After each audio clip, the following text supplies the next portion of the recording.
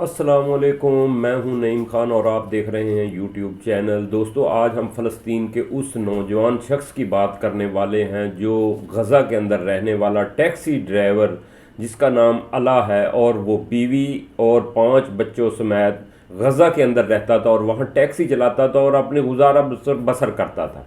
एक दिन वो आटा लेने के लिए चला जाता है, कहीं दूर जहाँ भी कैंप लगा होता है आटा लेने के लिए चला जाता है। आटा लेने गया है तो आटा लेने क्या गया है कि दोस्तों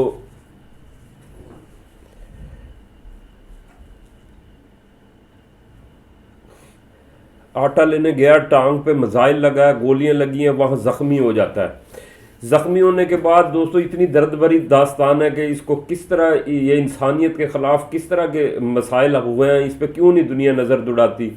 कि उस वक़्त वो वहाँ पे पहुँचता है तो गोलियां की बुछाड़ होती है, मज़ाइल लगता है, टांग ज़ख्मी हो जाती है और हॉस्पिटल के अंदर उसे शिफ्ट कर दिया जाता है और आगे हस्पताल के अंदर अल शफा हस्पताल के अंदर लेके जाया जाता है जहाँ बिल्कुल भी अद्वियात होती ही नहीं है। अब उसे कहा जाता है अला नामी शख्स को कि जी बात यह है कि आपकी जो टांग का ऑपरेशन है, क्योंकि टांग का तो फलूदा बना दिया जाता है, जहाँ पे राकट लगाओ तो टांग का आप लोग देखो क्या बचेगा। उसके बाद दोस्तों वो क्या होता है कि उसको कहा जाता है कि जी आपकी टांग का ऑपरेशन किया जाएगा। टांग का ऑपरेशन क्या, काटनी पड़ेगी और जो दर्द कुछ अद्वियात है ना, जो इंजेक्शन है वो नहीं है, आपको यूं ही सहना पड़ेगा, यानी कि बेहोशी वाला कोई इंजेक्शन नहीं है। दोस्तों उसका यूं ही ऑपरेशन किया गया और वो अला नामी शख्स आगे से ये कह रहा है कि मैं आटा लेने गया था, मेरे बच्चे वहां भूख से बिलख रहे हैं, मेरी टांग को छोड़ो, मेरी तकलीफ को छोड़ो, खुदा के वास्ते मेरे बच्चों के लिए आटा दे के आओ।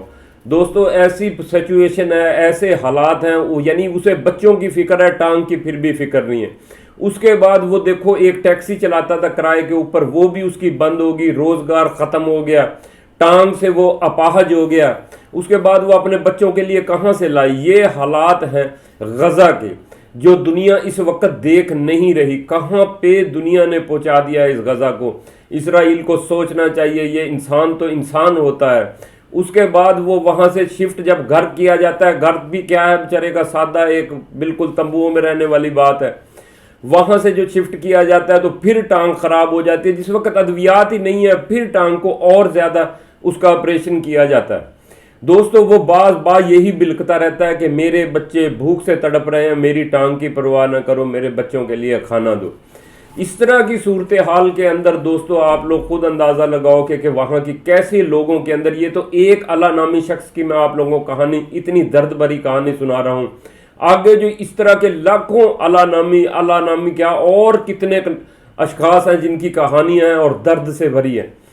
और वो दोस्तों वहाँ से कैंप के अंदर उसे दाखिल कर दिया जाता है, फैमिली समेत वहाँ पे रहता है, वहाँ फिर बमबारी होती है, वहाँ से दूसरे कैंप में मुंतकिल कर दिया जाता है।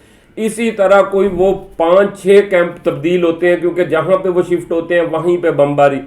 खाने को कुछ है नहीं है, पीने को कुछ है नहीं है, टांग उसकी डैमेज हो चुकी है। उसके बाद वो अपने बच्चों को लेके, छोटे छोटे बच्चे उसके 5, जो उनको वो कहाँ लेके जाए, उनको खाना कहाँ से खिलाए। एक उसके सिर के ऊपर ये बोझ कि मेरे बच्चे भूख से मर रहे हैं, वो अपनी टांग की परवाह नहीं कर रहा। अस्पतालों के अंदर अद्वियात नहीं है जो इंजेक्शन लगा के उसका इलाज किया जाए। आप लोगों को पता है दोस्तों, अगर टांग वगैरह डैमेज हो जाए इतनी बड़ी हालात के अंदर, यहाँ जहाँ पे राकेट वगैरह या गोलियां लगी हों, तो वहाँ कितनी बड़ी अद्वियात की ज़रूरत होती है। वो पैनाडॉल वगैरह हल्की अद्वियात से तो इसका इलाज नहीं है, जहाँ दर्द कुछ भी नहीं है कि उसका टांग के लिए उसके कोई ऐसे इंजेक्शन लगाए जाएं कि दर्द कम हो जाए।